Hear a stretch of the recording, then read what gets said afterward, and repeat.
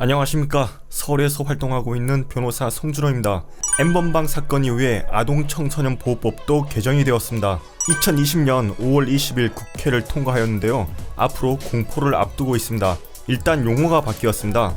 기존에는 아동청소년 이용 음란물이라고 했는데요. 아동청소년 성착취물로 바뀌었습니다. 저는 이 영상에서 편의상 아청물이라고 표현할게요. 일반 사람들에게 관심은 바로 여기에 있을 겁니다. 아청물을 보기만 해도 처벌된다고 하는데 정말인가요? 아청법이 좀 복잡하게 바뀌었습니다. 제가 보기 좋게 표로 정리했으니까 같이 보면서 말씀을 드리겠습니다. 이 영상 보시고 다른 사람에게 널리 공유해 주시길 바랍니다.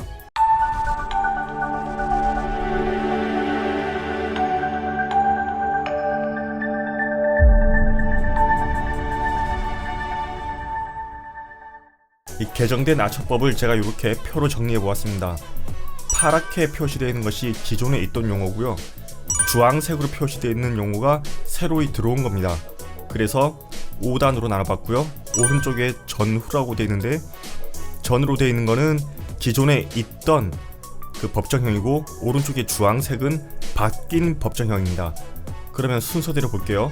맨 위에를 보면 아청물을 제작, 수입, 수출한 경우에는 5년 이상의 징역형에 처하게 됩니다. 요거는 변함이 없습니다. 그 다음에 두 번째, 영리 목적으로 해서, 그러니까 돈 벌 목적으로 해서 아청물을 판매, 대여, 배포, 제공한 경우, 그리고 이를 목적으로 소지, 운반한 경우에는 기존에 10년 이하의 징역이었는데 광고와 소개, 즉 판매, 대여, 배포, 제공 목적으로 광고, 소개한 경우도 들어왔습니다. 그래서 이렇게 한 경우 5년 이상의 징역하는 것으로 변경되었습니다. 여기서 5년 이상의 징역이라 함은 광고 소개만이 아니라 판매, 대여, 배포, 제공, 소지, 운반, 광고, 소개 모두를 얘기하는 겁니다. 기존에는 1월 이상 10년 이하의 징역에 처하게 됐지만 개정법에 의하면 5년 이상 30년 이하의 징역형에 처하게 됩니다. 영리 목적 없이 배포, 제공, 전시, 상영한 경우에는 기존에 7년 이하의 징역에 처하던 것이 광고와 소개, 즉 배포, 제공을 목적으로 광고 또는 소개한 경우에는 이 경우가 추가되었습니다. 그래서 이 6가지 중에 한 행위를 하게 되면요 3년 이상의 징역형에 처하는 것으로 변경되었습니다.